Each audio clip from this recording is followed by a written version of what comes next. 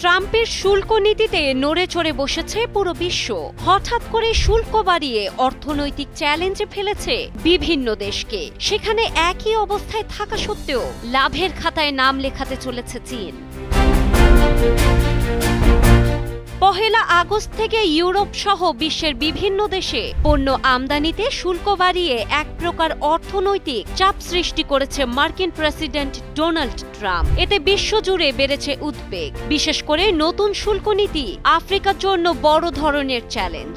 দারিদ্র্যপীড়িত মহাদেশটির বিভিন্ন দেশের উপর আরোপিত উচ্চ রপ্তানি শুল্ক তাদের আন্তর্জাতিক বাণিজ্যকে করছে ভয়াবহভাবে ক্ষতিগ্রস্ত। আর এখানেই খেলা শুরু করেছে চীন।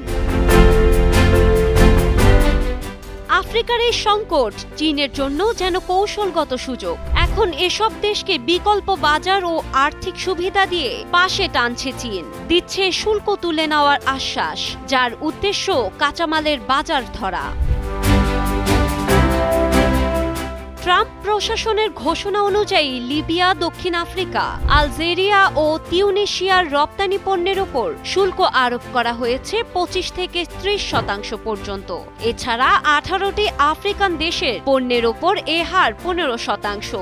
ট্রাম্পের দাবি, বাণিজ্য ঘাটতিকে লক্ষ্য করেই এসব দেশের ওপর পদক্ষেপ নেওয়া হয়েছে। তবে একে একতরফা সিদ্ধান্ত বলে মনে করছেন বিশ্লেষকরা।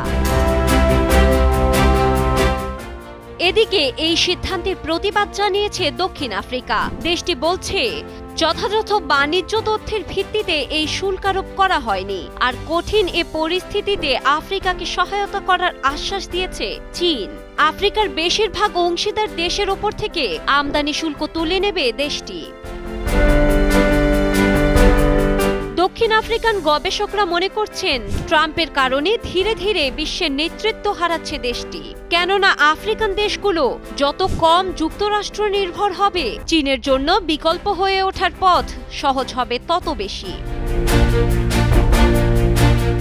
ইতোমধ্যে শুল্ক নীতির এ পরিস্থিতিকে জাতীয় দুর্যোগ বলে ঘোষণা করেছে আফ্রিকা। কেননা 15% শুল্ক আরোপ হওয়ায় হাজার হাজার মানুষ কর্মহীন হয়ে পড়েছেন। এতে হুমকির মুখে পড়েছে দক্ষিণ আফ্রিকা। বিভিন্ন খাতে বিনিয়োগকারীদের সরে যাওয়ার শঙ্কা দেখা দিয়েছে।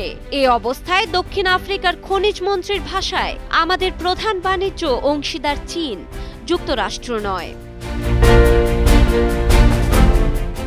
এই সুযোগটি হাতিয়ে নিচ্ছে চীন, আর একে অর্থনৈতিক সহযোগিতার নতুন যুগের সূচনা বলছে বিশ্লেষকরা। তবে কি চীনের জন্য বিশ্ব রাজনীতিতে আসতে চলেছে নতুন মোড়? ডেস্ক রিপোর্ট, সময়ের আলো।